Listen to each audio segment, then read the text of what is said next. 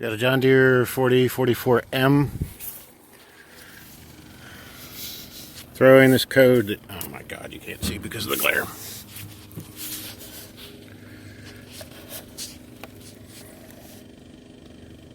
There.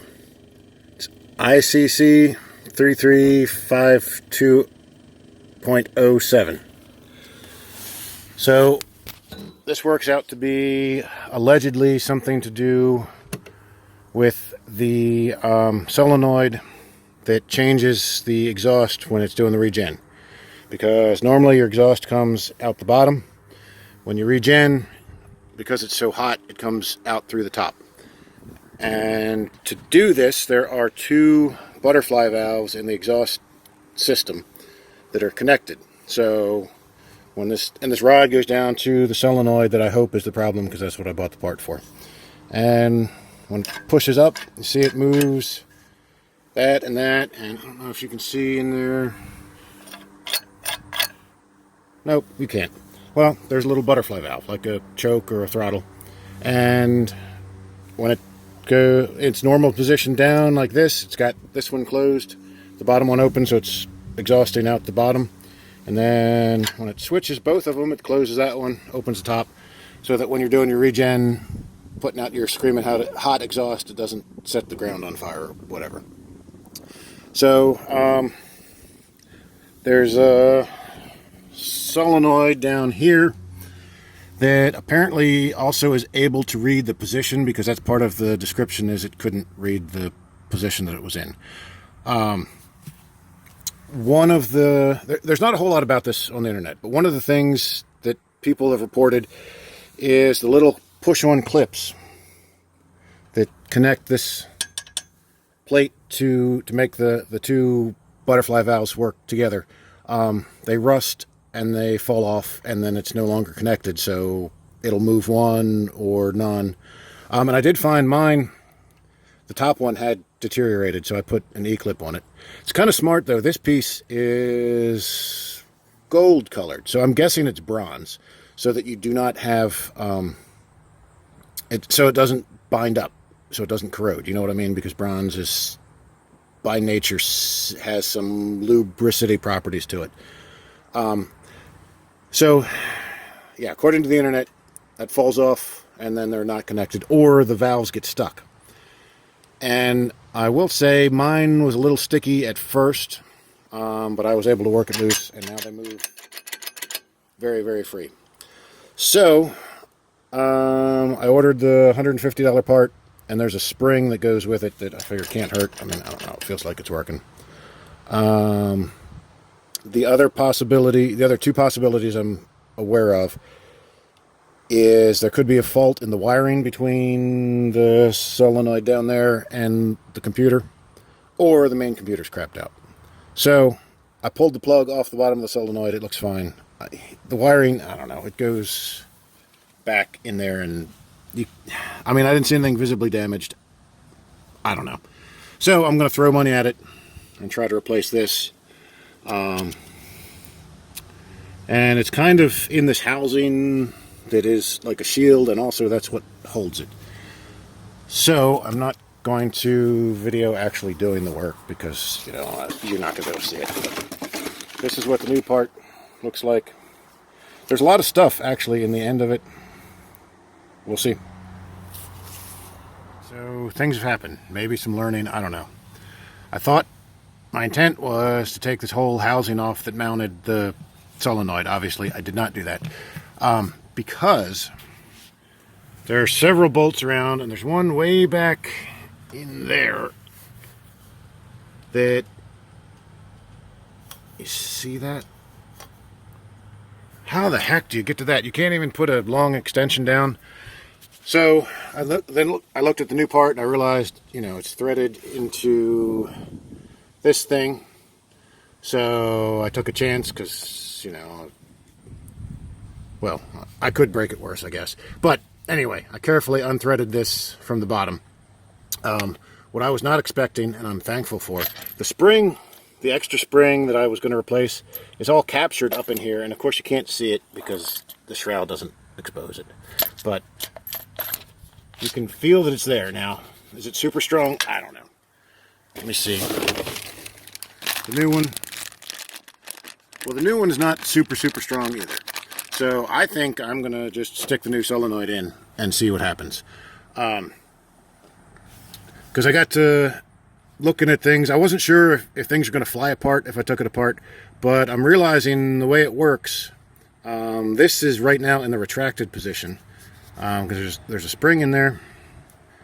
And these little tabs here restrain it.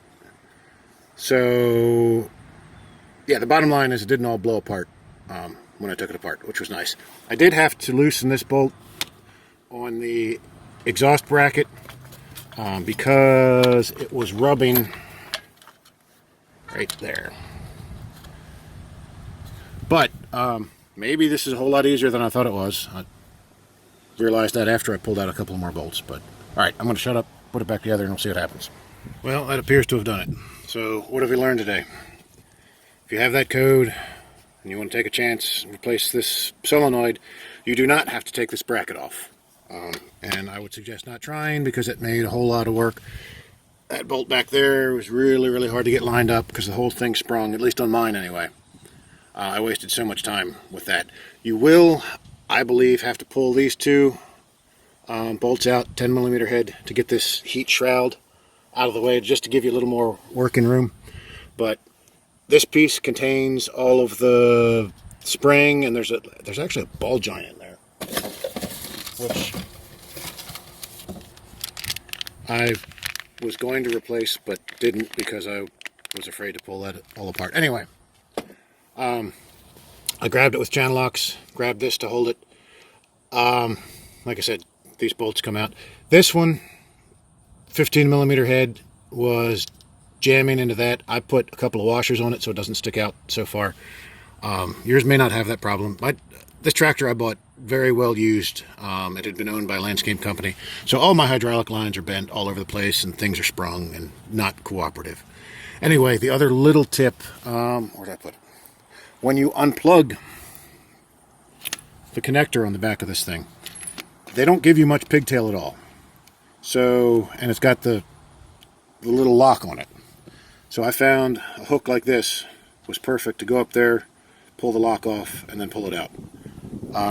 I would definitely suggest unplug it before you try to unthread it or take it apart, just because, like I said, there's just a tiny little bit of slack in there. But got it back all together, cleared the code, and it did not come back. So, fingers crossed that did it. And for the codes getting into the diagnostic system, I learned this from somebody else on YouTube. So, there's a sequence. Oh, look at the sun coming in, making it hard to see. These buttons, your turn signals, your dash screen selector, and the hazards are how you get into the system. So, you turn it on, and you can do this while it's running too. And then there's a sequence while you're holding.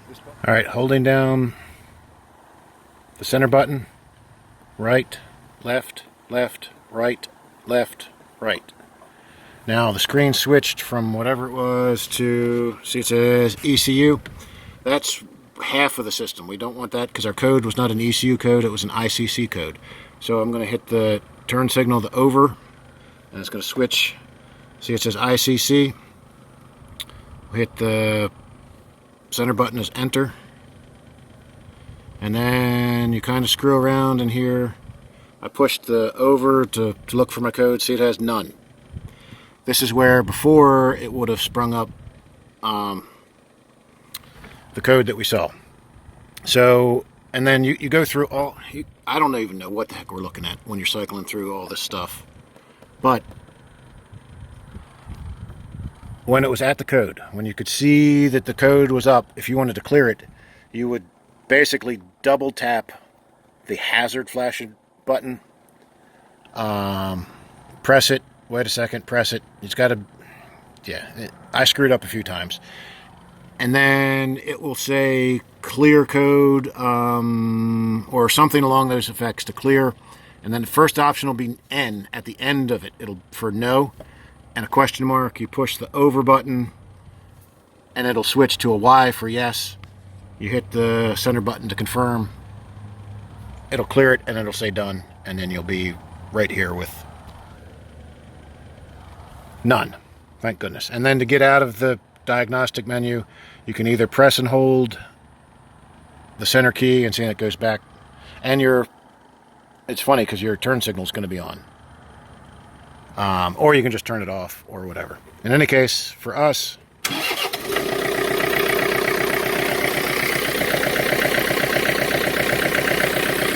we don't have the flashing warning light up here, and we don't have the code showing up down there.